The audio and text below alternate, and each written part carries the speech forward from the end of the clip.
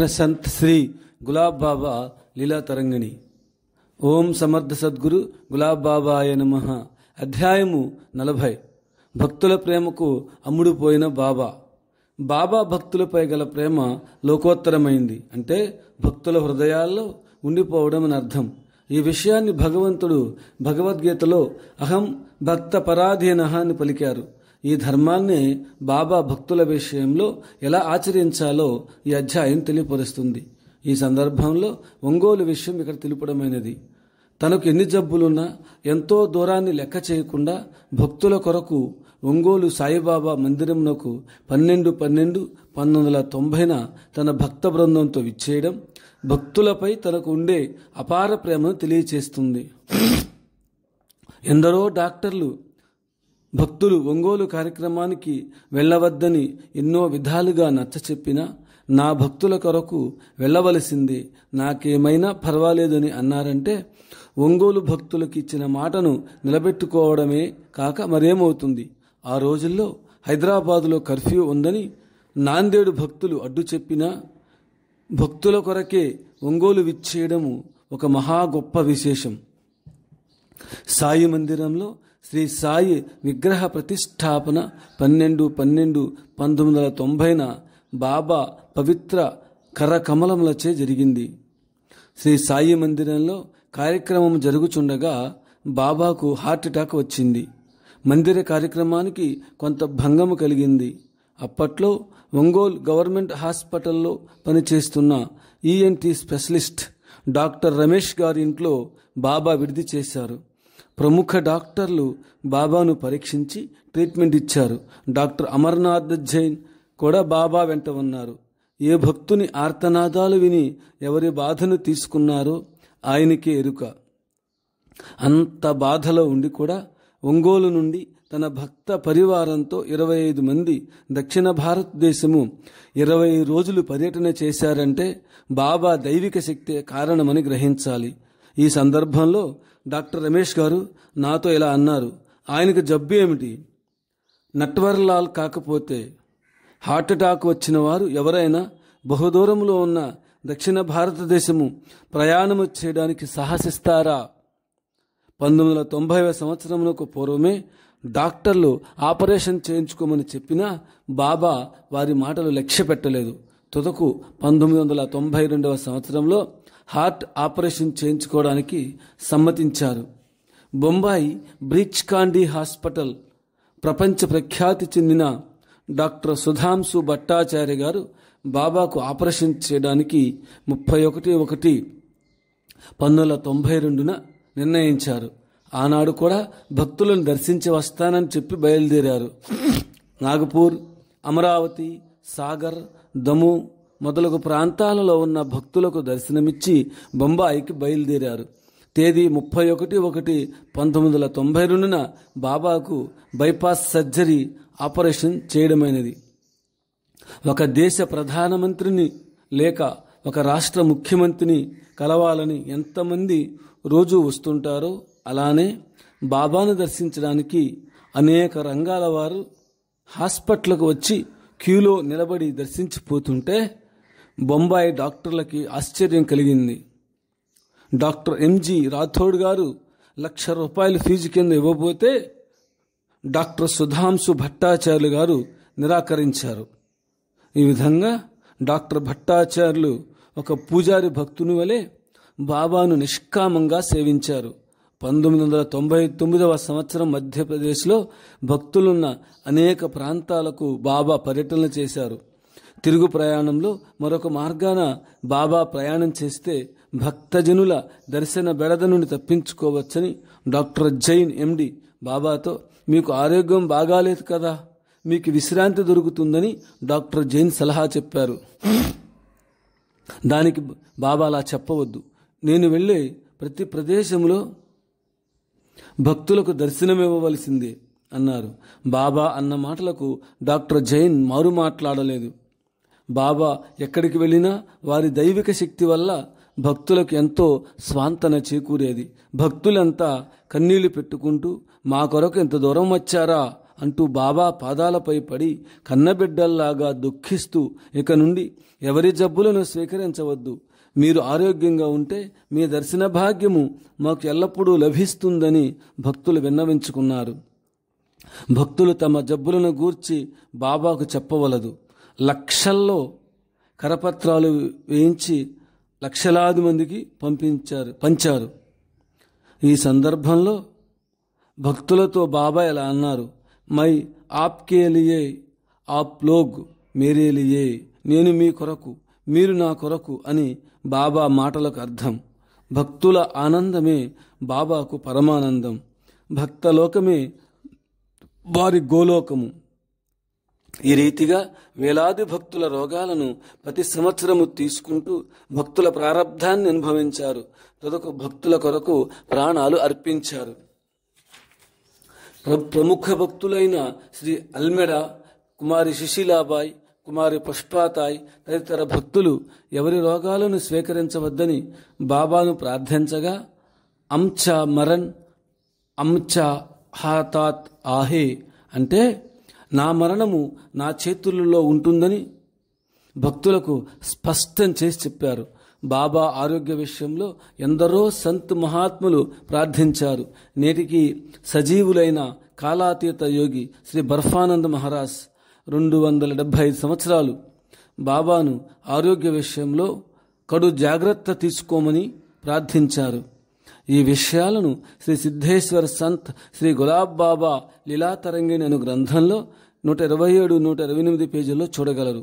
ఎన్ని జబ్బులున్నా ఆయన ముఖంలో ఏనాడు దైన్యం కనిపించేది కాదు. ఎలాంటి కష్టాలు, దుఃఖాలు, రోగాలు, మంత్రతంత్ర ప్రయోగాలు బాబాను ఏమీ చేయజాలవని భక్తులు అనుభవం ద్వారా గ్రహించారు.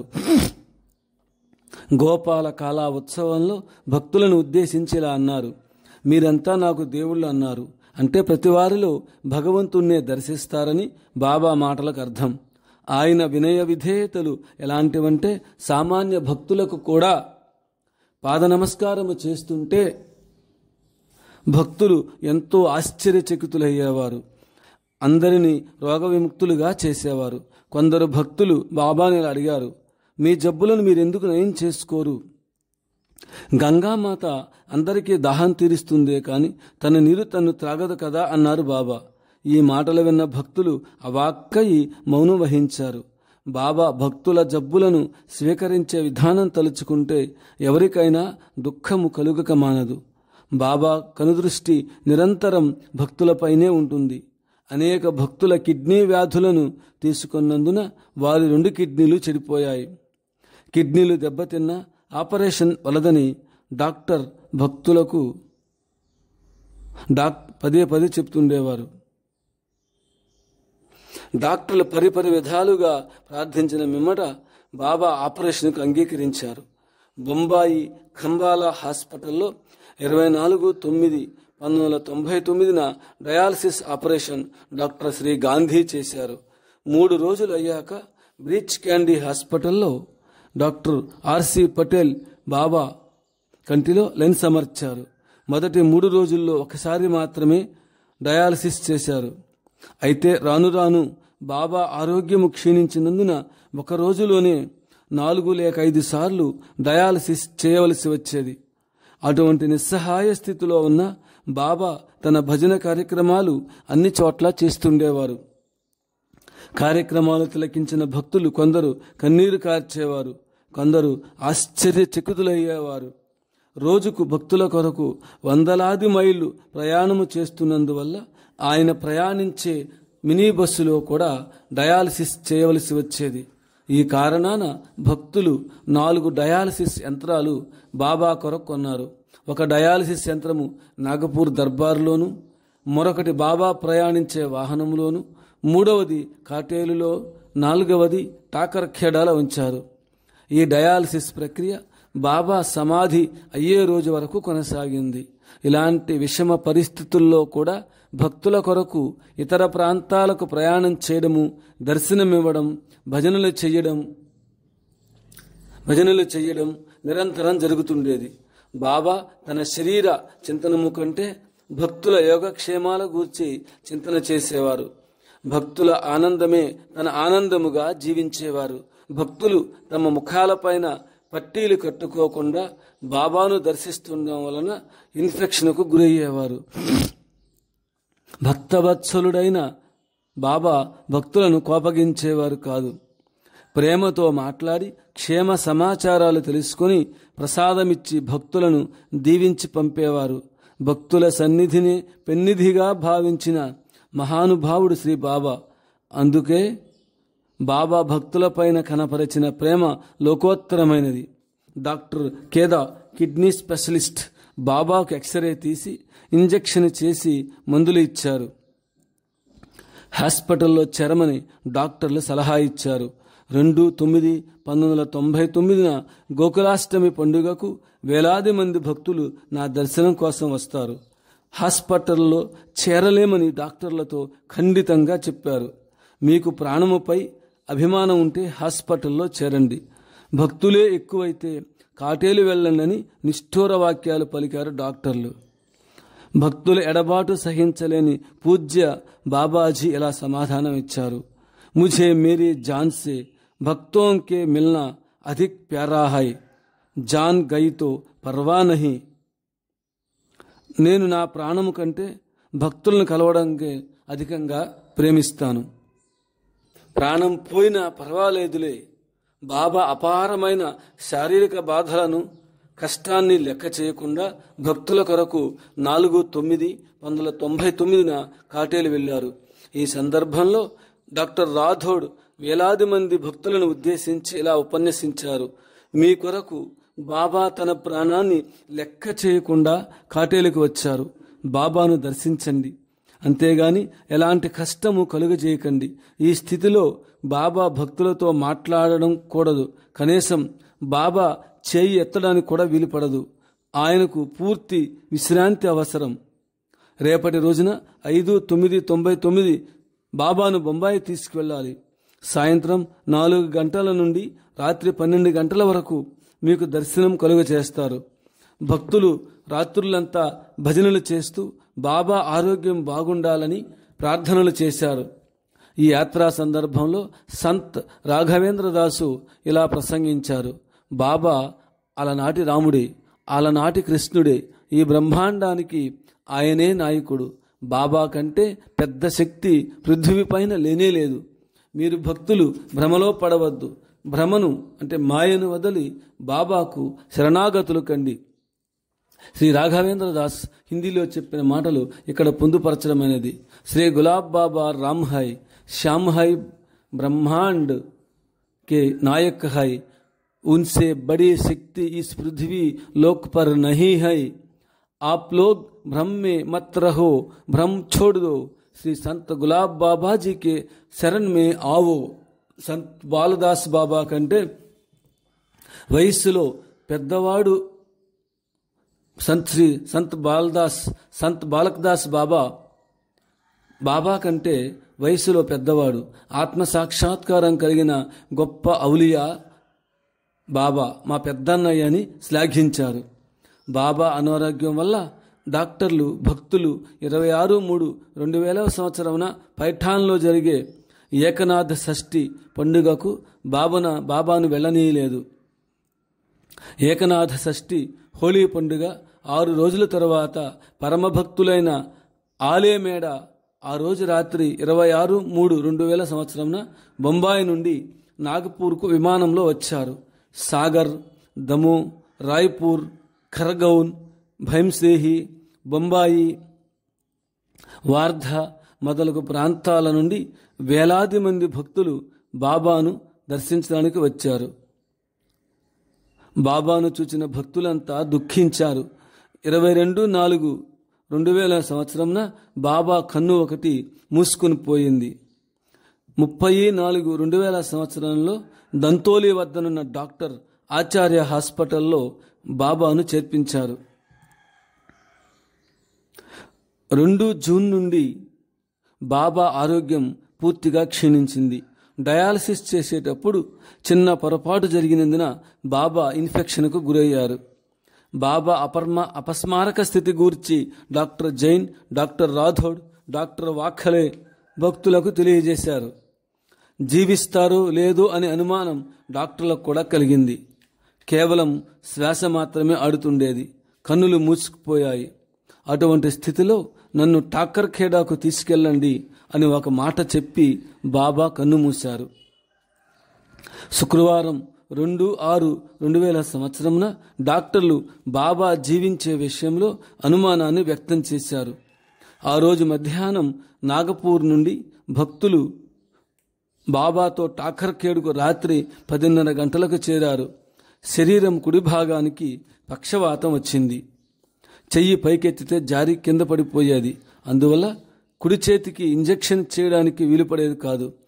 వేలాది మంది భక్తులకు ఫోన్ల ద్వారా బాబా విషమ పరిస్థితిని గూర్చి తెలియచేశారు. ఇదే అంతిమ దర్శనమనుకొని భారతదేశము నలుమూలల నుండి వేలాది మంది భక్తులు వచ్చారు. 5/2/2000 వరకు బాబా ఎడమ కన్ను మూసుకొని పోయింది. తర్వాత కుడి కన్ను తెరిచారు. కుడి చెయ్యి వణుకుతుండేది. ముఖంలో కూడా మార్పు వచ్చింది. ఆ సమయంలో బాబా దర్శనానికి ఒక సంతు మహాత్ముడు ఇచ్చేశారు. ఆయన భక్తులకు ఇలా చెప్పారు: బాబాను దర్శించడానికి రోజు దేవగణాలు వస్తూ పోతుంటారని, వారు ఊరక రావడం లేదని ఒక అమృతపు చుక్క బాబాకు తాపించి వెళుతుంటారు. ఆయన చెప్పిన మాటలు తక్షణమే నిరూపణమయ్యాయి. బాబా ఆరోగ్య విషయంలో ప్రగతి కలిగి భోజనం చేయడం ప్రారంభించారు. అంతకు పూర్వము బాబా 40 రోజులు అన్నపానీయాలు లేకుండా మహాసమాధిలో ఉండిపోయారని ప్రస్తుతము నేపాల్లో ఉంటున్న సంత్ రాఘవేంద్ర దాస్ గారు చెప్పారు. బాబా 2 చేతులు పైకెత్తి భజనలు చేస్తుంటే భక్తులకు ఆశ్చర్యము, మహదానందము కలిగాయి. రోజు డయాలసిస్, సెలైన్ మరియు కెమికల్ రక్తము బాబా శరీరానికి ఎక్కించేవారు. కెమికల్ రక్తము 100 గ్రాముల ఖరీదు 4,500 రూపాయలు. బాబా యథాస్థితిలోకి వచ్చాక భక్తుల పడిన ఆనందము వర్ణనాతీతము. బాబాకు భక్తులపై ఉండే ప్రేమ, భక్తులకు బాబా వైపల ప్రేమ అనిర్వచనీయం. శ్రీ రుక్మిణీదేవి శ్రీకృష్ణ భగవానుణ్ణి తులాభారంలో ఒక తులసి మొక్క వేసి తూచింది. కానీ సత్యభామ కోట్లాది విలువ చేసే బంగారము, వజ్ర వైఢూర్య ఆభరణాలు వేసి తూచినా కృష్ణుడు తులాభారంలో తోగలేదు.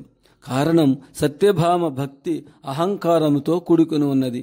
నిజమైన భక్తుల ప్రేమ శ్రద్ధలకు తులతూగుతారే గాని మనమిచ్చే దక్షిణలకు బాబా తులతొగరు. ఈ విషయంలో బాబా ఎలా అంటారు: నిజమైన భక్తుడు 1 రూపాయి దానం చేసినా అది నాకు 1,00,000 రూపాయలతో సమానం. ధనికుడు 1,00,000 రూపాయలు ఇచ్చినా అది నాకు రూపాయితో సమానం. నిజమైన భక్తులను బాబా తల్లిలా ఒడిలో చేర్చుకొని సంకటాలను బాపి భక్తులకు శాంతిని, ఆనందాన్ని కలుగజేస్తుంటారు. ఈ అధ్యాయం బాబా ప్రేమతత్వం వివరిస్తుంది. బర్ఫానంద్ మహారాజ్ గూర్చి పాఠకులకు సంక్షిప్తంగా తెలియపరచడమైనది.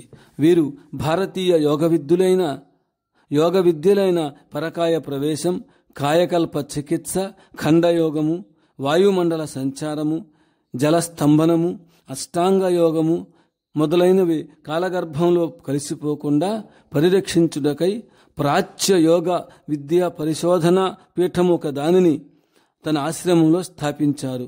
అర్హత కలిగిన శిష్యులు లభించినప్పుడు యోగము, ఆయుర్వేదములలో శిక్షణ ఇచ్చి కాయకల్ప చికిత్సచే నూతన శరీరధారణ చేయిస్తున్నారు. గోపాల గోపాల గులాబు బాబా గోపాల,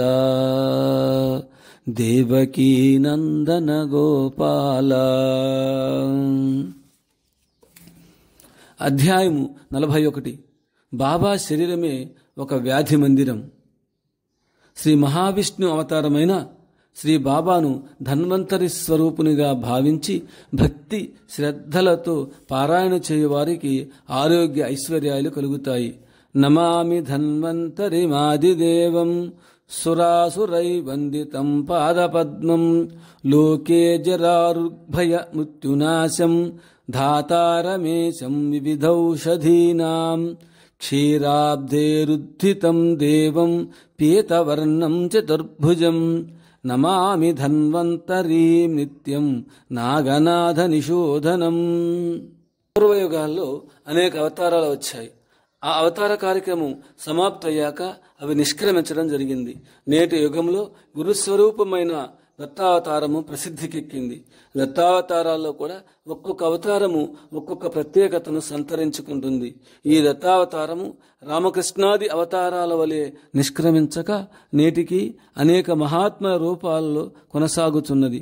భగవత్ శక్తి రూపంలో గురుశక్తిగా ఈ భూమిపైన 1932 సంవత్సరంలో అవతరించి 2001 మార్చి 9వ తారీఖున హోలీ పండుగ పౌర్ణమి నాడు నిష్క్రమించింది. శ్రీ గులాబ్ బాబా భౌతిక శరీరము మన ముందు లేకపోయినా వారు సృష్టించిన ఆధ్యాత్మిక ప్రపంచంలో కులమతాలకు భవబంధాలకు అతీతంగా అందరినీ ఆశీర్వదిస్తూ తనను నమ్ముకున్న వారిని కంటికి రెప్పలా కాపాడుతున్నారు. దైవ సమానంగా సకల ప్రజల నీరాజనాలు అందుకునే ఉంటున్నారు. అందరి హృదయాల్లో అమరజ్యోతిలా వెలుగొందుచున్నారు. అందాల ప్రపంచానికి గులాబీ పువ్వు రాజు అయితే ఆధ్యాత్మిక ప్రపంచానికి గులాబ్ బాబా సంతలందరికీ సంత శిరోమణి అయ్యారు. ఇతర దత్తావతార మహనీయుల చరిత్రల కంటే కూడా ఎక్కువ లీలలు మహిమలు శ్రీ గులాబ్ బాబా చరిత్రలో కనిపిస్తున్నాయి. ఇక్కడ ఒకరికంటే ఒకరు ఎక్కువ తక్కువ అనే భావంతో చెప్పడం కాదు. బాబాను దర్శించిన సిద్ధపురుషులందరూ గురుశక్తి భగవత్ శక్తి సమ్మిళిత అవతారమని కీర్తించారు. దత్తుడు సాయి కృష్ణుడు వేరు కాదని వారి ముగ్గురి ప్రతిరూపమే శ్రీ గులాబ్ బాబా అని ఎందరో సంతు మహాత్ములు శ్లాఘించారు. అలానే శ్రీ సాయి, శ్రీ గజానన్, శ్రీ తాజుద్దీన్ బాబాల శక్తులు శ్రీ గులాబ్ బాబాలో చేరి ఉన్నాయని శ్రీ బర్ఫానంద మహారాజ్ 270 సంవత్సరాల వయస్సు వారు అన్న మాటలు కూడా ఇక్కడ పొందుపరచడమైనది. ఈ కారణాన శ్రీ గులాబ్ బాబా, సాయిబాబా, గజానన్ బాబా ఈ కారణాన శ్రీ గులాబ్ బాబా, సాయిబాబా, గజానన్ బాబా, తాజుద్దీన్ బాబాల నామాలనే నిరంతరం స్మరిస్తుంటారు.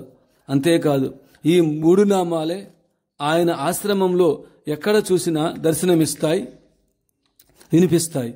దత్త సాంప్రదాయంలో మహాత్ములు భక్తుల జబ్బులను తమ శరీరాలకు ఆపాదించుకొని అనుభవించినట్లు వారి చరిత్రల్లో కనపడుతుంది.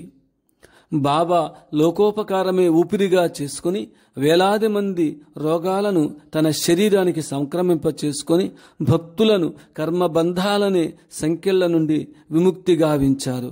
ఈ రీతిగా మహాసమాధి అయ్యే వరకు భక్తుల జబ్బులను స్వీకరించి తన శరీరాన్ని వ్యాధి మందిరముగా చేసుకుని భక్తుల రోగాలను కష్టాలను దుఃఖాలను అనుభవించారు.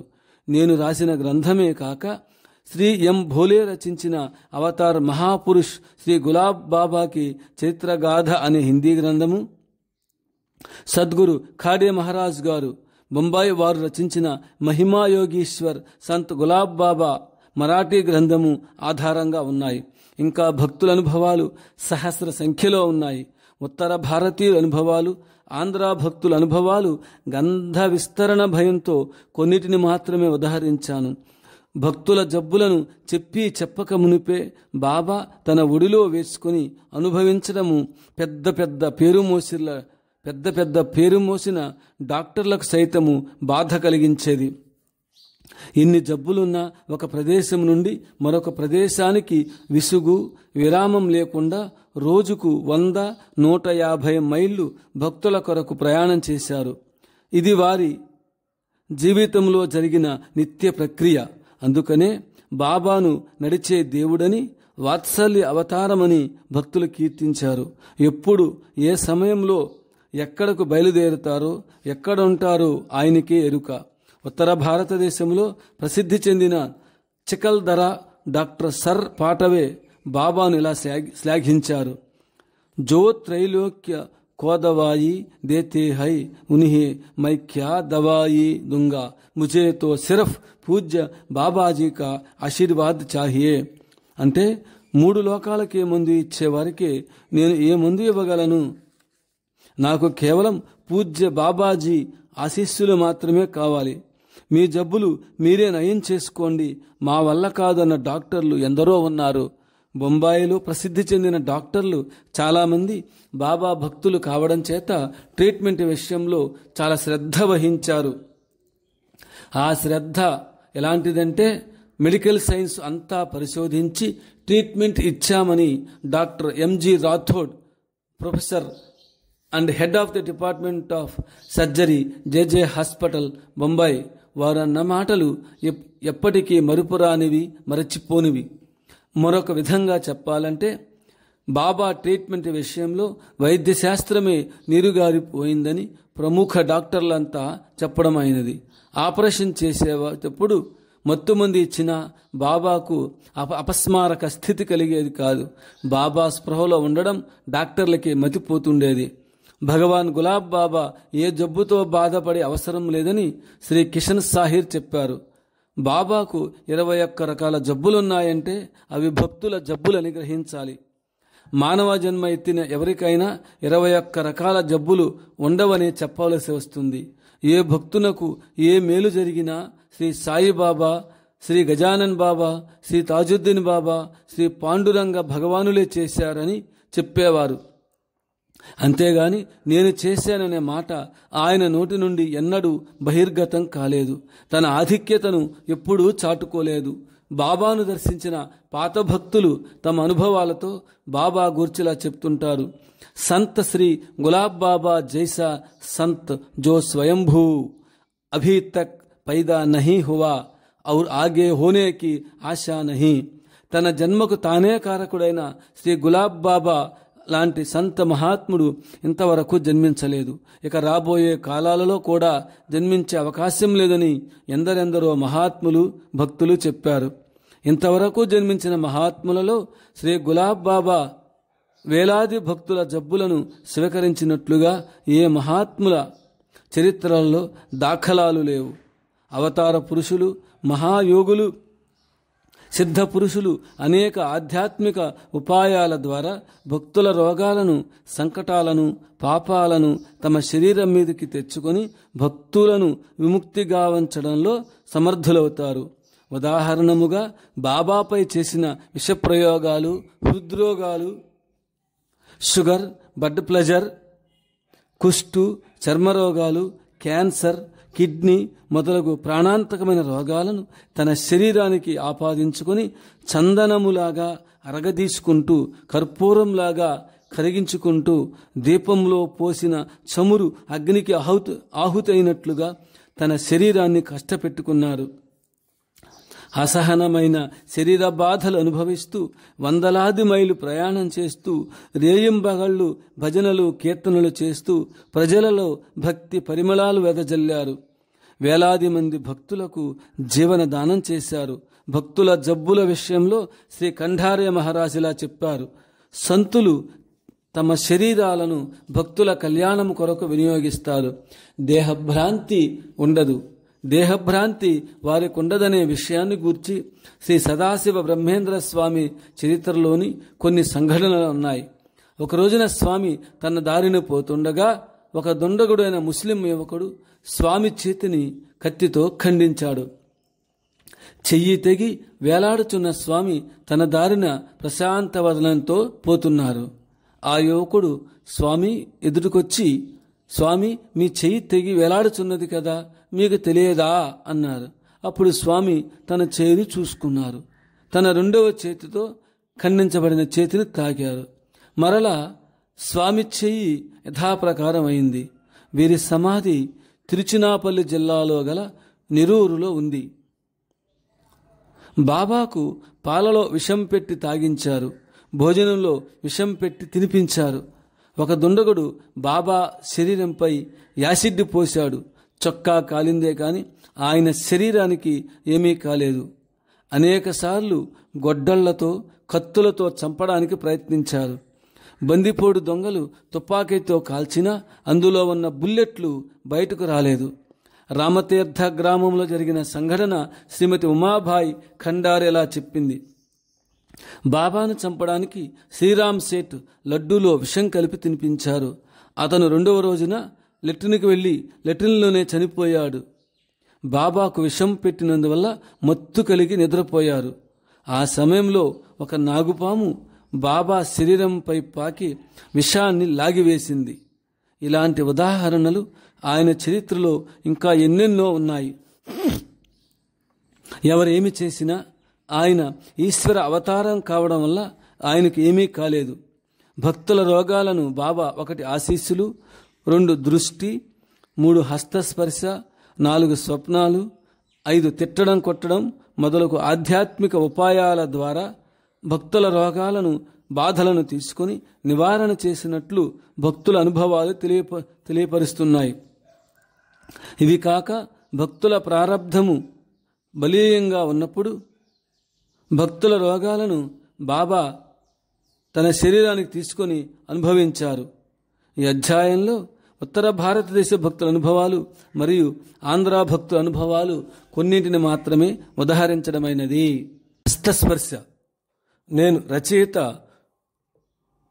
ఊరే Satyanarayana Sharma, retired sub assistant agriculture department, Ongole. మేమిద్దరము ఒకరోజు ఒంగోలు ట్రంక్ రోడ్డు గుండా పోతుండగా స్వర్గీయ శ్రీ చుండూరి వెంకటాద్రి ఆంధ్రకేసరి కాలేజీ ప్రెసిడెంట్, ఒంగోలు వారు తలవని తలంపుగా మాకు ఎదురయ్యారు. మాటల మీద మాట వచ్చి వారు తన అనుభవాన్ని ఇలా చెప్పారు. నాకు చాలా కాలం నుండి భుజము నొప్పిగా ఉండేది. ఎందరో డాక్టర్ల వద్ద ట్రీట్మెంట్ తీసుకున్నాను, తగ్గుముఖం పట్టలేదు. ఫలానా బాధతో బాధపడుతున్నానని బాబాకు చెప్పుకోలేదు.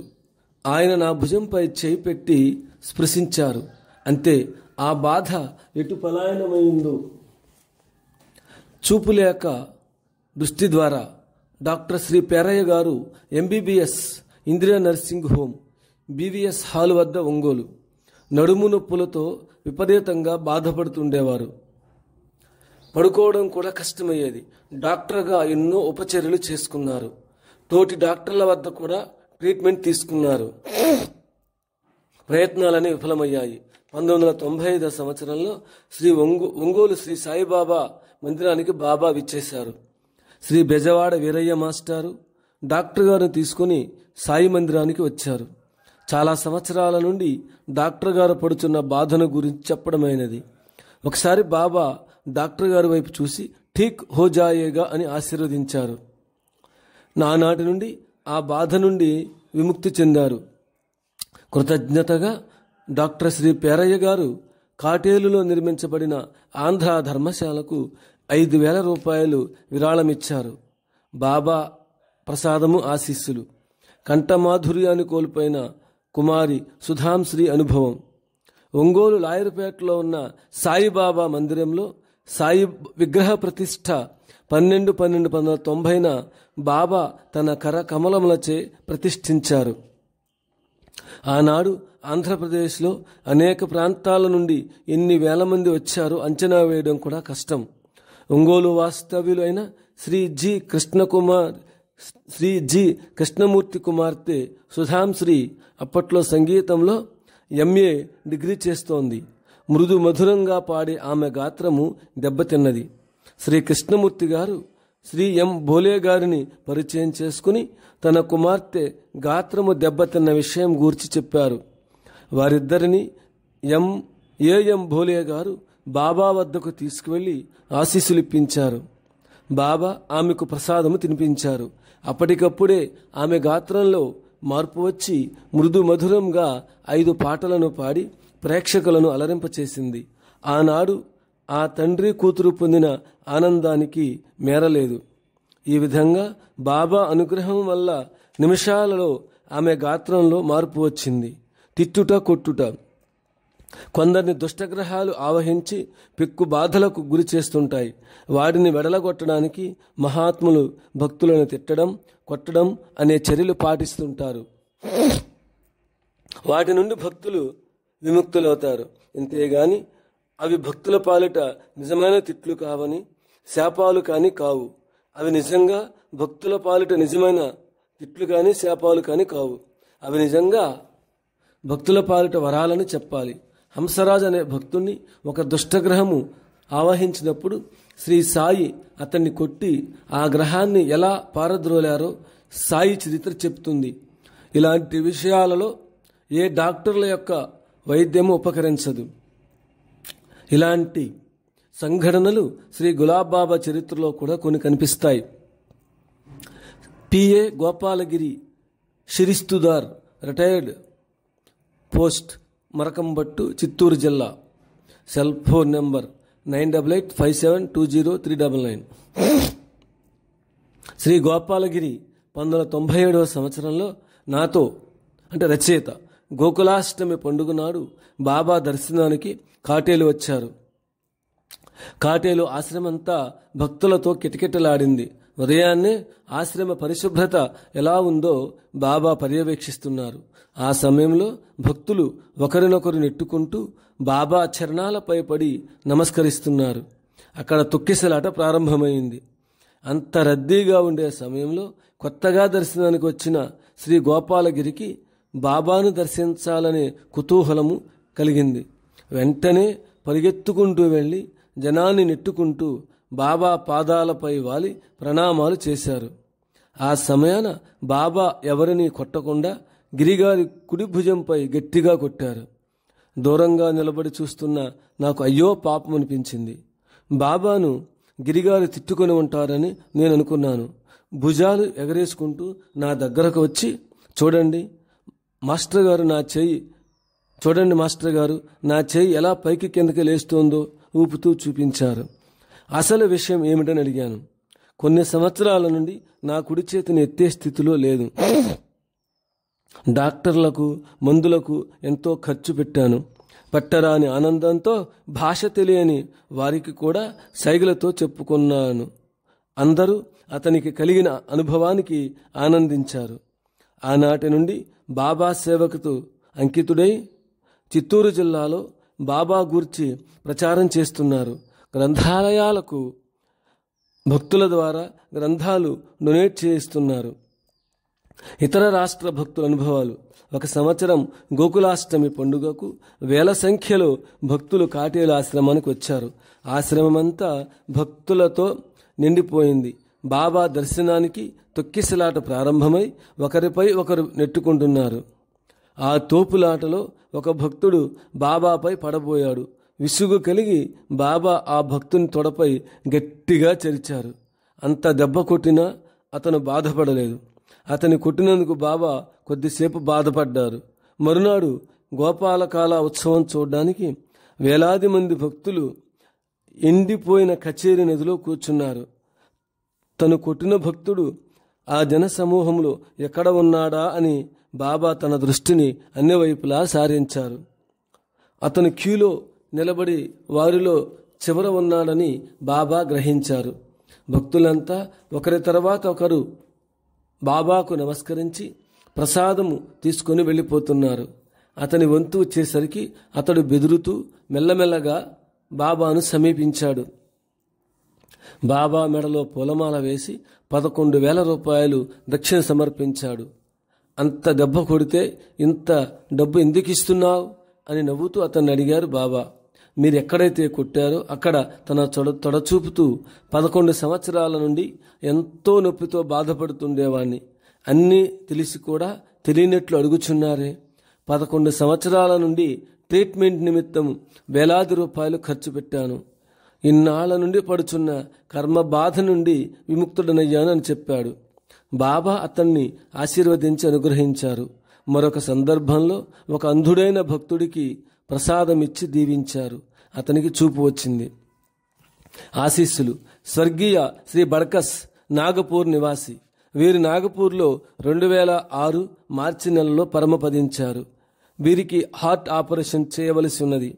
ఆపరేషన్ చేయించుకోవడానికి ఇష్టం లేదు. బొంబాయి హాస్పిటల్లో 6 నెలలు ట్రీట్మెంట్ తీసుకున్నారు. దూరాన ఉన్న బాబా భక్తుని నామస్మరణ వింటున్నారు. 18/10/1997 స్వయంగా శ్రీ బడ్కస్ ఉన్న హాస్పిటల్కే బాబా విచ్చేశారు. నిద్రపోతున్న వాడిని లేపి నీకు ఏమీ కాదు, మందులు వాడనవసరం లేదు, నా వెంట బయలుదేరని చెప్పారు. బాబా వెంట బడ్కస్ బయలుదేరాడు. హస్తస్పర్శ. డాక్టర్ ప్రభాకర్ బడ్కస్ బాంద్రా నివాసి. వీరు శ్రీ బడ్కస్ తమ్ముడు. వీరికి కూడా హార్ట్ ఆపరేషన్ చేయవలసి వచ్చింది. కానీ ఆపరేషన్ చేయించుకోవడానికి ఇష్టం లేదు. ఎంత డాక్టర్ అయినా వ్యాధుల బారి నుండి ఎవరూ తప్పించుకోలేరు. బొంబాయి నుండి నాగపూర్ వచ్చి తన బాధను బాబాకు చెప్పుకున్నారు. అతని ఛాతీపై బాబా చెయ్యి పెట్టి పలుమార్లు రుద్దారు. ఆపరేషన్ అవసరం లేదని చెప్పారు. తను పడుచున్న బాధ నుండి విముక్తి కలిగింది. అందుకనే బాబాను ఈ విశ్వానికే మహావైద్యుడు అంటారు డాక్టర్ ప్రభాకర్ గారు. స్వప్న సంకేతాలు. స్వప్నాల ద్వారా భక్తుల రోగాలను బాబా నివారణ చేసిన అనేక సంఘటనలున్నాయి.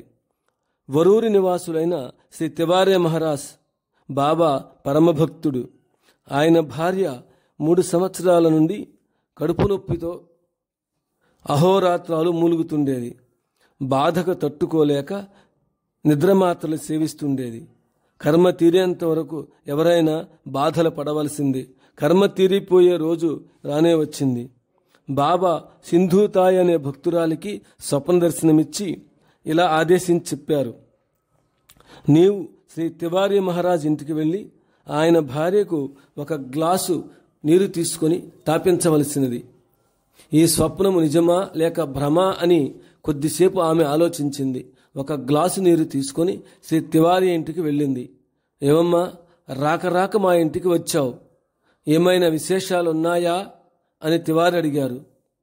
ఆమెకు వచ్చిన స్వప్నం గూర్చి శ్రీ తివారీకి చెప్పింది. అవి నీళ్లు కావు, బాబా పంపిన అమృతమని చెప్పారు. ఆ నీటిని ఆయన భార్య అయిన అలకాజీ మాతకు తాపింది. కొన్ని నిమిషాలకే 3 సంవత్సరాల నుండి పడుతున్న కడుపు నొప్పి నుండి ఆమెకు ఉపశమనం కలిగింది. ఈ లీల ద్వారా బాబా ఒక గుణపాఠము శ్రీ తివారీకి జ్ఞానం వచ్చేలా చేశారు. శ్రీ తివారీ అగ్రకులానికి చెందిన వ్యక్తి. తక్కువ కులం వారింట్లో కనీసం 1 గ్లాసు నీరు ముట్టెడివాడు కాదు. అందుచేత తక్కువ కులానికి చెందిన సింధూతాయి చేత ఆయన భార్యకు నీరు త్రాగించేలాగా చేశారు. కులమత భేదాలు శరీరానికే పరిమితం అని శ్రీ తివారీ గ్రహించారు. తడిమట్టితో అంగవైకల్యం పోగొట్టుకున్న భలేరావు అనుభవం. సవణ గ్రామం, హింగోలి తాలూకాలో ఉన్న సవణ గ్రామంలో భలేరావు అనే భక్తుడున్నాడు. అతనికి కాళ్ళు చచ్చుబడి అంగవైకల్యం ఏర్పడింది. అనేక రకాల చికిత్సలు చేయించుకున్నా ఫలితం శూన్యం. ఒకనాడు ఆ గ్రామంలో ఉన్న శ్రీ దత్తపాటిల్ ఇంటికి పూజ్య బాబాజీ విచ్చేశారు.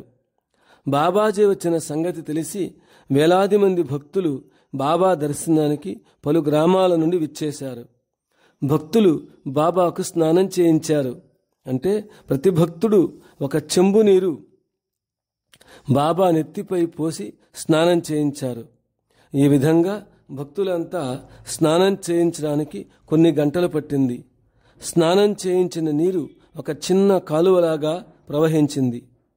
ఆ తడిసిన మట్టిని భలేరావు భక్తి శ్రద్ధలతో ఆపాదమస్తకం నిండా పులుముకున్నారు. మరునాడు నుండి కాళ్లతో నడవలేని భలేరావు నడవడం ప్రారంభించారు. ఈ వార్త వాడవాడలా మారుమ్రోగింది. ఇలాంటి పోలిన లీల శ్రీ సాయిబాబా చరిత్రలో కనిపిస్తుంది. శ్రీ సాయి మసీదుకు సమీపంలో ఉన్న బావి దగ్గరకు ఉదయాన్నే వెళ్ళి కాళ్ళు చేతులు కడుక్కునేవారు. నీరు పుక్కిలించి ఉమ్మేసేవారు. ఆ నీటిని కుష్ఠరోగులు తమ శరీరాలకు రాసుకునేవారు. విచిత్ర రీతిని వాళ్లకు కుష్ఠు వ్యాధి తగ్గిపోయేది.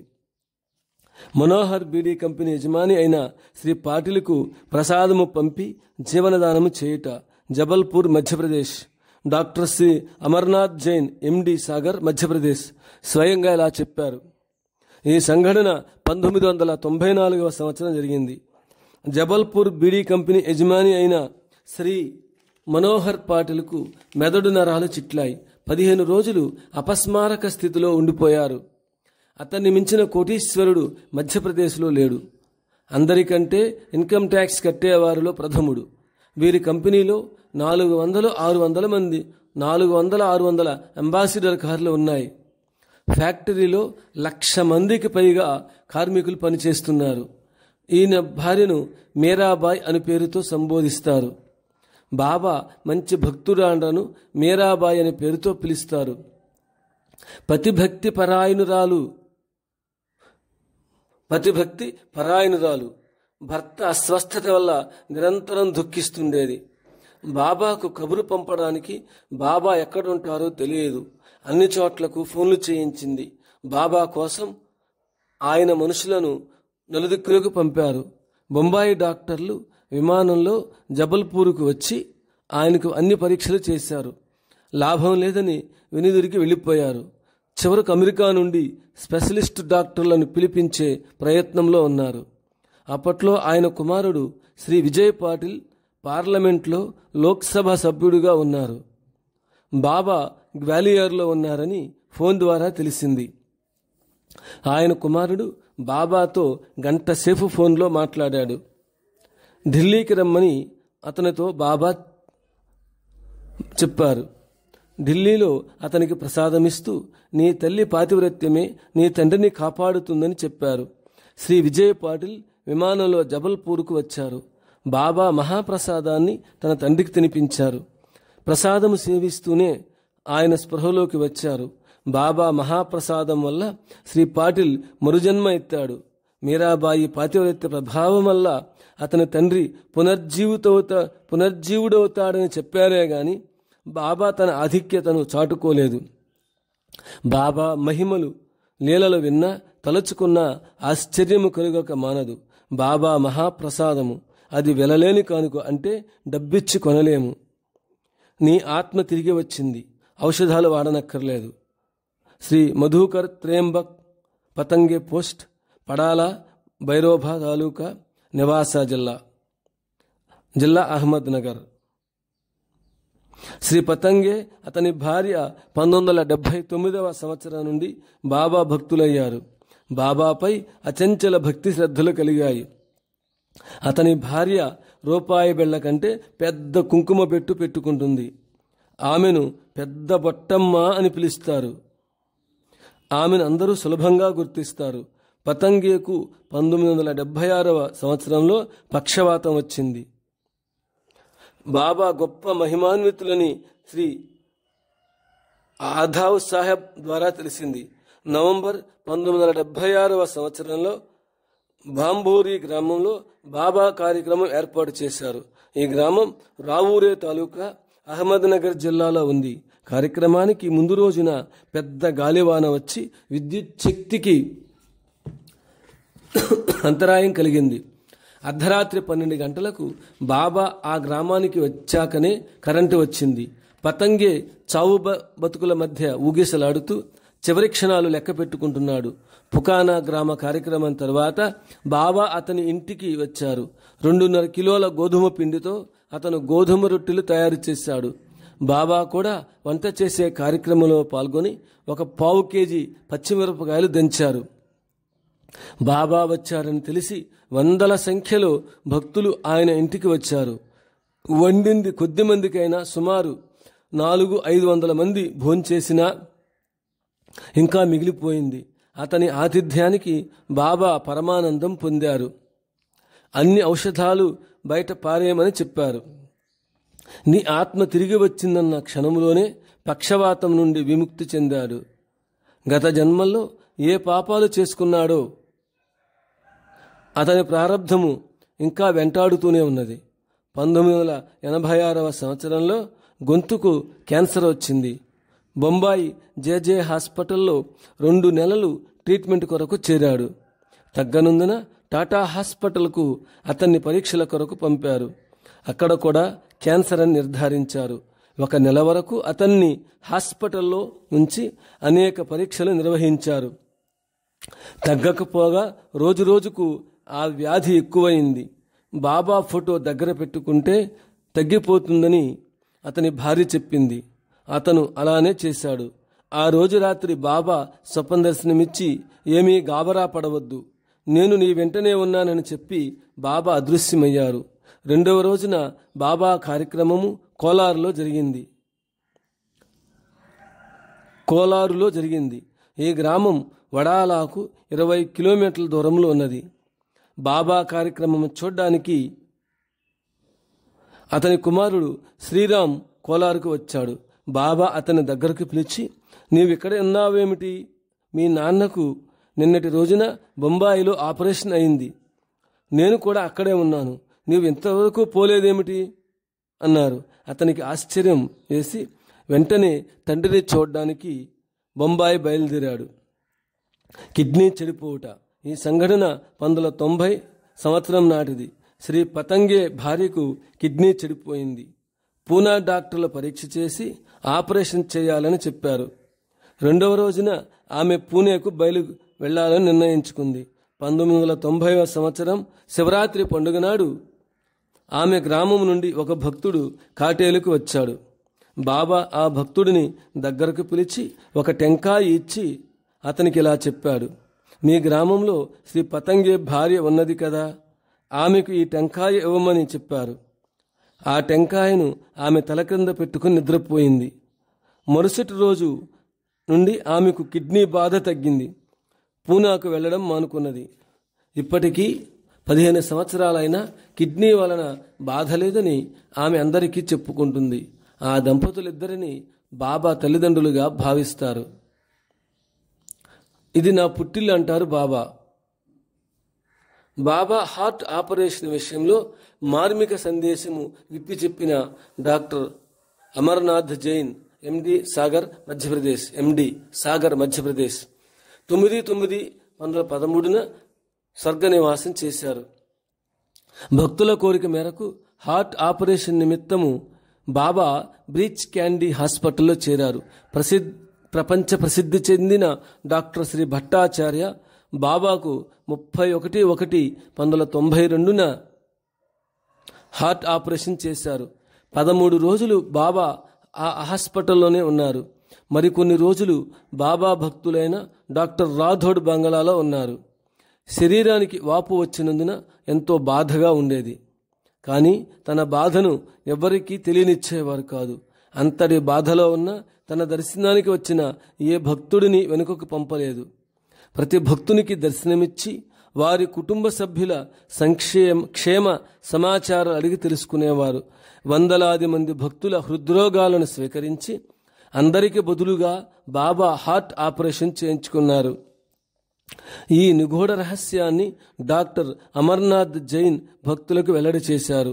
హార్ట్ ఆపరేషన్ అయ్యాక డాక్టరు ఎక్కడకు ప్రయాణం చేయవద్దని బాబాను ప్రార్థించారు. వారి మాటలను బాబా సున్నితంగా తిరస్కరించారు. భక్తుల కొరకు ప్రతిరోజు వివిధ ప్రాంతాలకు ప్రయాణం చేసేవారు. ఈ సందర్భంలో డి మోహిల్ గారి హృద్రోగము గురించి వివరించడమైనది. వీరు 8 జిల్లాల కమిషనర్గా టూరిజం డిపార్ట్మెంట్లో పనిచేశారు. నాగపూర్ హెడ్ క్వార్టర్స్లో ఆయన ఉండేవారు. ఒకనాడు అతనికి హార్ట్ అటాక్ వచ్చింది. నాగపూర్లో పరీక్షలు చేసి ఎక్స్రేలు తీశారు. 3 హార్ట్ వాల్వ్స్ చెడిపోయినవని, 4వ వాల్వ్ కూడా సరిగ్గా పనిచేయడం లేదని డాక్టర్లు చెప్పడం జరిగింది. చెన్నై హాస్పిటల్లో ఆపరేషన్ చేయుటకు గాను ప్రభుత్వం ఆ రోజుల్లోనే 1,50,000 రూపాయలు మంజూరు చేసింది. పెద్ద ఆఫీసర్ కావడం వలన నాగపూర్ నుండి చెన్నైకు విమానంలో ప్రయాణం చేయడానికి ఇద్దరికి రాను పోను ఛార్జీలు కూడా మంజూరు చేసింది. బ్రతికే అవకాశాలు చాలా తక్కువని నాగపూర్ డాక్టర్లు ముందే చెప్పారు. ఈ కారణాన దగ్గర బంధువులు మిత్రులు చూడ్డానికి వచ్చారు. షహపూర్ నివాసి పాలందూర్కర్ మిత్రుడైన మోహిలేను చూడ్డానికి వచ్చారు. అతని భార్య ఆయన్ను చూసి పెద్ద పెట్టున ఏడ్చింది. వైద్యులకే వైద్యుడైన శ్రీ గులాబ్ బాబాను దర్శిస్తే అతని హృద్రోగము పలాయనమవుతుందని పాలందూర్కర్ ఆమెతో చెప్పారు. వీరి సలహా పాటించి అతన్ని గులాబ్ బాబా దర్బారుకు తీసుకొచ్చారు. అతి కష్టముతో ఇద్దరు పట్టుకొని అతన్ని మేడమెట్లు ఎక్కించి బాబా సాన్నిధ్యంలో కూర్చోబెట్టారు. తన మిత్రుని ప్రాణాలు కాపాడమని శ్రీ పాలందూర్కర్ బాబాను ప్రార్థించారు. అపార దయానిధి అయిన బాబా అతని మెడలో పూలమాల వేసి దీవించి ప్రసాదం తినిపించారు. కొన్ని క్షణాలలో ఆయన శరీరంలో ఒక అనిర్వచనీయమైన మార్పు కలిగింది. బాబా ముందు మైమరచి నాట్యం చేయడం మొదలుపెట్టాడు. స్వాధీనం తెప్పి ఎగిరెగిరి గంతులు వేయసాగాడు. హార్ట్ పేషెంట్ అయిన అతనికి ఏమైనా జరుగుతుందేమోనని భక్తులు భయాందోళనలకు గురయ్యారు. మెట్లు ఎక్కి దిగలేని వానికి ఇంతలో అంత శక్తి ఎలా సమకూరిందని అందరూ ఆశ్చర్యచకితులయ్యారు. కొందరు అతన్ని గట్టిగా పట్టుకొని వేస్తున్న గంతులను ఆపుచేశారు. మీరంతా ఎందుకు ఆపుచేశారు? నాకేమీ కాలేదు, ఎలాంటి నొప్పి కూడా లేదని మోహిలే చెప్పాడు. ఎంతైనా హార్టుకు సంబంధించిన విషయం కాబట్టి అతని కుటుంబ సభ్యులు అనుమానంతో మద్రాసుకు తీసుకువెళ్లారు. నాగపూర్లో తీసిన 40-50 ఎక్స్రే రిపోర్టులు తదితర రిపోర్టులు మద్రాసు డాక్టర్లు పునఃపరిశీలన చేశారు. ఆపరేషన్ చేయబోయే ముందుగా మరొకసారి మద్రాసు డాక్టర్లు అన్ని పరీక్షలు చేశారు. హార్టులోని 4 వాల్వులు బాగా ఉన్నందున డాక్టర్కే ఆశ్చర్యం కలిగింది. ఆపరేషన్ అవసరం లేదని డాక్టర్లు చెప్పడమైంది. అప్పటికి గాని కుటుంబ సభ్యులకు బాబా దైవశక్తిపై నమ్మకం కలగలేదు.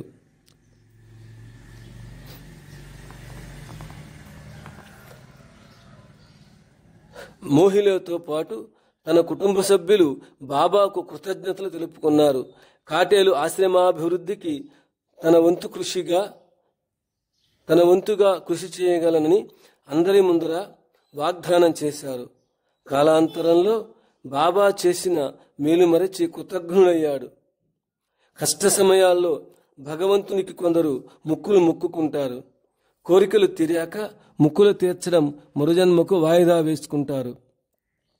ఈ సందర్భంలో బాబా ఇలా అంటారు: కష్టాలు వచ్చినప్పుడు, శరీరానికి రోగాలు వచ్చినప్పుడు, ఓ తండ్రి, ఓ భగవంతుడా, ఆపద ముక్కులవాడా, మమ్మల్ని రక్షించు అని వేడుకుంటారు. కష్టాలు తీరాక నేనే భగవంతుని తండ్రినని కొందరు గర్విస్తారు. కొన్ని బలమైన కారణాల వల్ల భక్తుల రోగాలను తీసుకొని బాబా రోగి అయి భక్తుల కొరకు అనుభవించినట్లు పై సంఘటనల వల్ల మనకు తెలుస్తుంది. ఇలాంటి సంఘటనలు భారతదేశ చరిత్రలో కూడా కనిపిస్తాయి.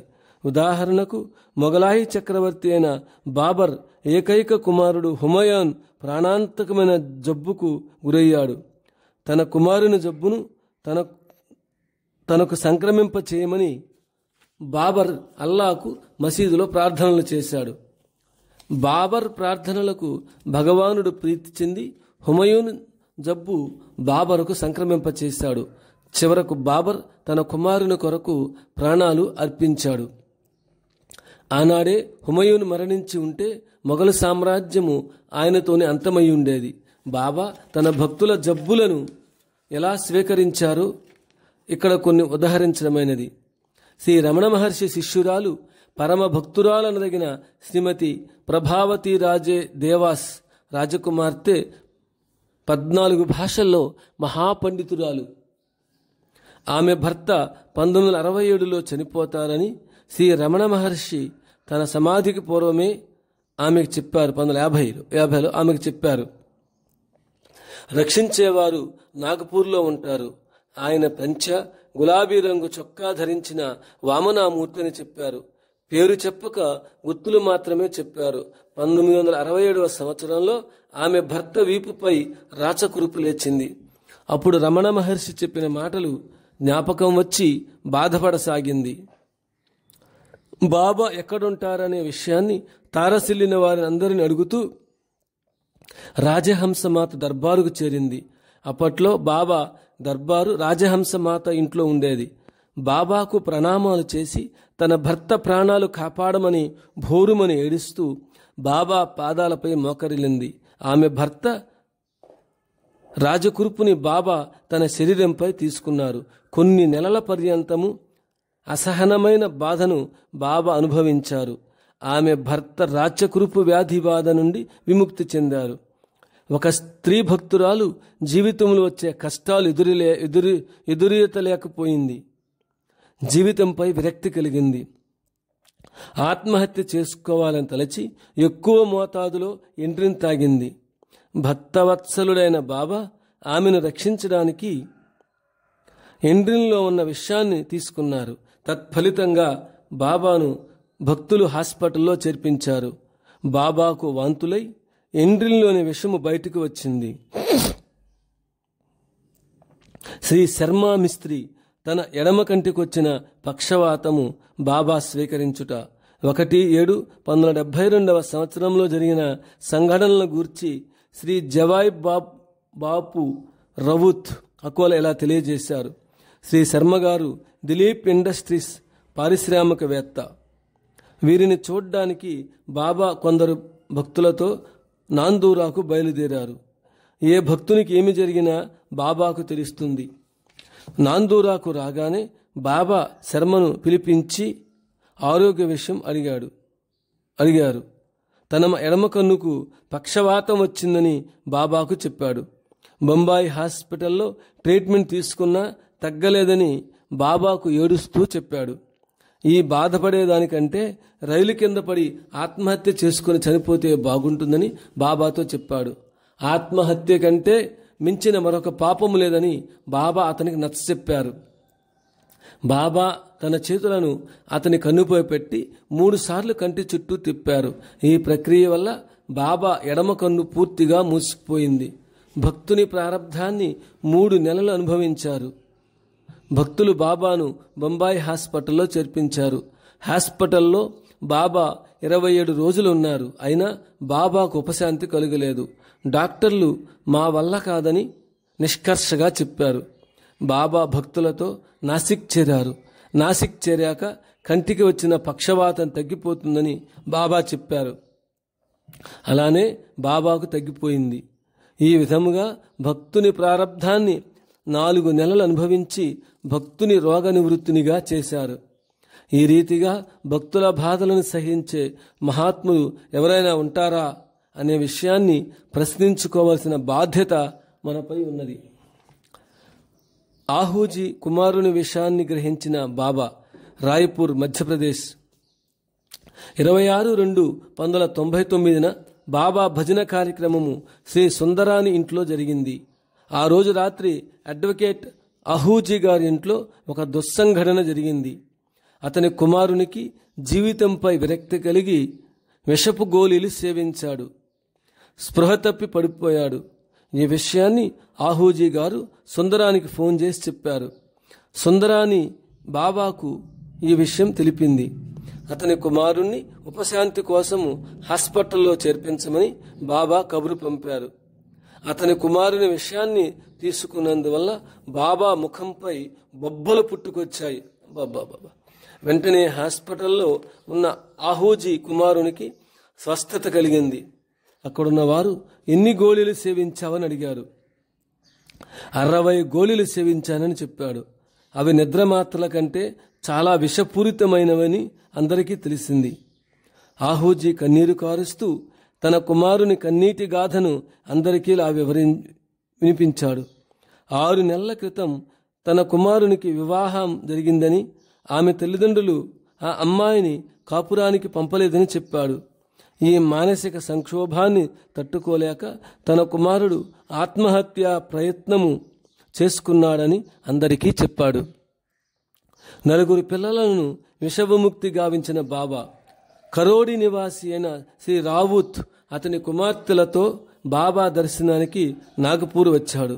4/1/1990 తన ఇంటి వద్ద జరిగిన దుస్సంఘటన గూర్చి బాబా సమక్షంలో ఇలా వివరించాడు. పూజ్య బాబాజీ కృప వల్ల తన 3 కుమార్తెలు, తన ఏకైక కుమారుడు ఎలా రక్షింపబడ్డారో రావుత్ చెప్పడానికి ఉపక్రమించినప్పుడు ఆయన కళ్ళలలో నీళ్లు సుడులు తిరుగుతూ చెంపలపై కారడం ప్రారంభించాయి. ఈ సంఘటన జరిగిన రోజున బాబా కాటేల్లో ఉన్నారు. అందరూ భోజనం చేశాక పొద్దున పూట చేసిన సజ్జ మిగిలిపోయింది. దాన్ని నా పిల్లలకు రాత్రి పూట తినిపించారు. నాకు మాత్రము వేరు సబ్జీ తయారు చేసి పెట్టారు.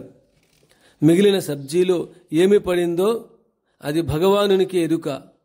అది విషపూరితమైంది. పెద్దమ్మాయికి రాత్రి 11 గంటలకు వాంతులు ప్రారంభమయ్యాయి. ఆమె బాత్రూంలోకి వెళ్లి పడిపోయింది. పెద్దమ్మాయి కేకలు విని 2వ అమ్మాయి లేచి బయటకు వచ్చి పడిపోయింది. ఆ పడిన శబ్దానికి మిగతా పిల్లలు కూడా నిద్రలేచారు. డాక్టర్కు కబురు పంపడానికి రాత్రి 11:15 అయింది. ఇంతలోనే మూడవ అమ్మాయికి కూడా వాంతులై కళ్ళు తిరిగి కింద పడిపోయింది. డాక్టర్ని పిలుచుకురమ్మని మా అబ్బాయితో చెప్పాను. వాడు కూడా తలుపు వద్దకు వచ్చి పడిపోయాడు. 4 పిల్లలు నా కళ్ళ ముందే స్పృహ తప్పి పడిపోవడం చూసి నాకు ప్రాణాలు పోయినట్లనిపించింది. శరీరమంతా చెమటలు పట్టి వణికిపోవడం జరిగింది. ఆ సమయంలో ఏమి చెయ్యాలో తోచక బాబాను కన్నీళ్లతో ఇలా ప్రార్థించాను. హే భగవాన్ గులాబ్ బాబా, ఈ అర్ధరాత్రి నేను ఎక్కడికి పోగలను? నా పిల్లలను కాపాడి ప్రాణదానం చేయండి. కాటేరులో ఉన్న బాబా నా ఆర్తనాదాలు విని నా పిల్లల విషయాన్ని బాబా గ్రహించినందువల్ల ఆ రోజు రాత్రి 11:30 బాబాకు వాంతులయ్యాయి. తదుపరి నా పిల్లలు ఒకరి తరువాత మరొకరు స్పృహలోకి రావడం వల్ల నాకు ఎంతో ఆనందం కలిగింది. 350 కిలోమీటర్ల దూరంలో ఉన్న బాబా నా పిల్లల విషయాన్ని తనపై తీసుకుని తన ప్రాణాలొడ్డి పిల్లలను కాపాడారు. నేటి డాక్టర్లకు మానవుని శరీరంపై నియంత్రణ ఏ విధంగా ఉంటుందో ఇక్కడ తెలుపడమైనది. మానవుని శరీరము పంచభూతాత్మకమైనది, అంటే 5 తత్వాలచే నిర్మించబడింది. ఆకాశతత్వం, వాయుతత్వం, జలతత్వం, అగ్ని, పృథ్వీతత్వాలు. ఈ 5 పృథ్వీతత్వమైన శరీరమునకు సంబంధించిన వ్యాధులను మందుల ద్వారా, ఆపరేషన్ ద్వారా డాక్టర్లు నయం చేస్తుంటారు. అది కూడా సకాలంలో వైద్యము చేయించుకున్న వారికే రోగాలు నయం చేస్తుంటారు. అది కూడా సకాలంలో వైద్యం చేయించుకున్న వారికే రోగాలు నయం కాగలవు. కొన్ని క్లిష్టమైన కేసులు డాక్టర్లు నయం చేయలేనప్పుడు భగవంతుడే కాపాడారని డాక్టర్లు చెప్పడం పరిపాటి. కొన్ని రోగాలు మిగతా 4 తత్వాలకు సంబంధించి ఉంటాయి. వీటిని నయం చేయడము డాక్టర్లకు సాధ్యం కాదు. కేవలం అవతార పురుషులైన శ్రీ సాయి, శ్రీ గజానన్, శ్రీ తాజుద్దీన్, శ్రీ గులాబ్ బాబా, శ్రీ సత్యసాయి బాబా వంటి మొదలగు మహాపురుషులకే సాధ్యమని వారి చరిత్రలోని సంఘటనలు తెలుపుతున్నాయి. ఈ సందర్భంలో స్వర్గీయ సూరి భగవంతుని కుమారుని రోగాన్ని శ్రీ సత్యసాయి బాబా ఎలా నివారించారో తెలుపడమైనది. సూరి భగవంత్ ప్రపంచ ప్రఖ్యాతిగాంచిన సైంటిస్టు. సత్యసాయి భక్తులలో చాలా ప్రముఖులు. యాటమిక్ ఎనర్జీ ఇంటర్నేషనల్ సైంటిస్టుగా, భారత ప్రభుత్వానికి సలహాదారునిగా, క్యాబినెట్ హోదాలో గతంలో పనిచేశారు. వీరి పేరు ప్రపంచంలోని డాక్టర్లందరికీ తెలుసు. వీరి కుమారుడైన రామకృష్ణకు ఆపరేషన్ చేస్తే జీవించే సూచనలు చాలా తక్కువని డాక్టర్లు చెప్పడమైనది. మీ అబ్బాయికి ఆపరేషన్ చేయమంటావని శ్రీ సత్యసాయి బాబా అడిగారు. మీ అబ్బాయికి ఆపరేషన్ చేయమంటావా అని శ్రీ సత్యసాయి బాబా అడిగారు. అందరి ముందు కత్తి తీసుకుని ఆపరేషన్ చేసినట్లు అభినయిస్తూ అతని శరీరానికి కుట్లు వేశారు బాబా. ఈ ప్రక్రియ వల్ల అతను బ్రతికి బయటపడ్డాడు.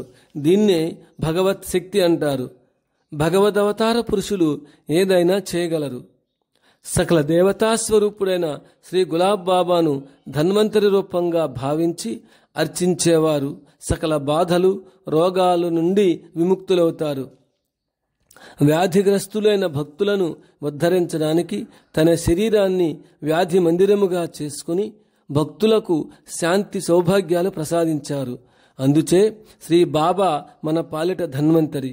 రోగగ్రస్తులైన వారు శ్రీ బాబాలు ఓం ధన్వంతరాయ నమః అని 108 సార్లు అర్చన చేయాలి. ఇక్కడ నేను తెలియచేసిన సంఘటనలన్నీ శారీరక రుగ్మతలకు నిర్దేశించినవే. యోగులకు ఇవి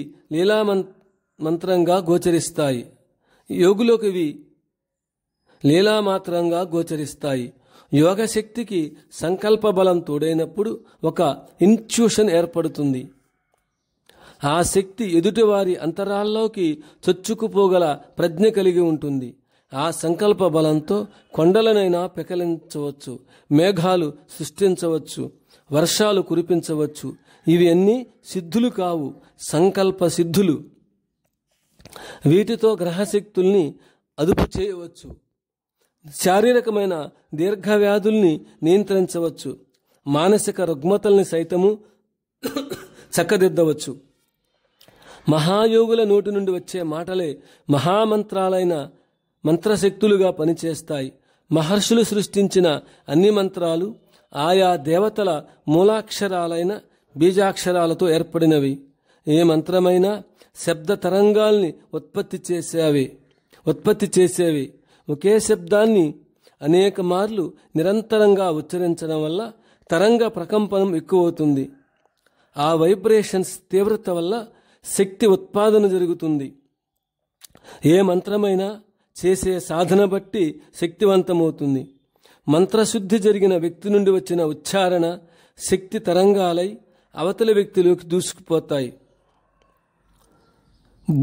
బోర్ చేస్తాయి. అవి వ్యక్తి భౌతిక శరీరంలో చొచ్చుకుపోయి అనుకూల ఫలితాలకు దారితీస్తాయి, మంచి ఫలితాలు వస్తాయి. అయితే ఇక్కడ యోగికి రోగికి మధ్య ఒకరి పట్ల మరొకరికి సంపూర్ణ విశ్వాసము, నమ్మకము, ప్రేమ, శరణాగతి ఏర్పడాలి. విరుద్ధ భావాలు ఇద్దరిలో ఏ ఒక్కరికి ఒక్క క్షణం ఏర్పడ్డా యోగశక్తి ప్రసారంలో అంతరాయం వస్తుంది. దయ, కరుణ, జాలి, ఉపకారము అనే ఆలోచనలతో నిండిపోయి వారి నిరంతర కృషి ద్వారా, సాధన ద్వారా, తపస్సు ద్వారా దైవశక్తి పట్ల అచంచల విశ్వాసంతోనే వారు మహాయోగులు, సిద్ధ సంకల్పులు అయ్యారు. అందుకనే ఇవి కల్పితాలు కానే కావు, నగ్న సత్యాలు. నమ్మి తీరాలి. మరి సంత్ గులాబ్ బాబా ఆరాధకులంతా అంతటి యోగ సంపన్నులు కావాలని నా ఆశ, ఆకాంక్ష. ఓ గోపాల గోపాల దేవకీ నందన గోపాల, గులాబ్ బాబా గోపాల.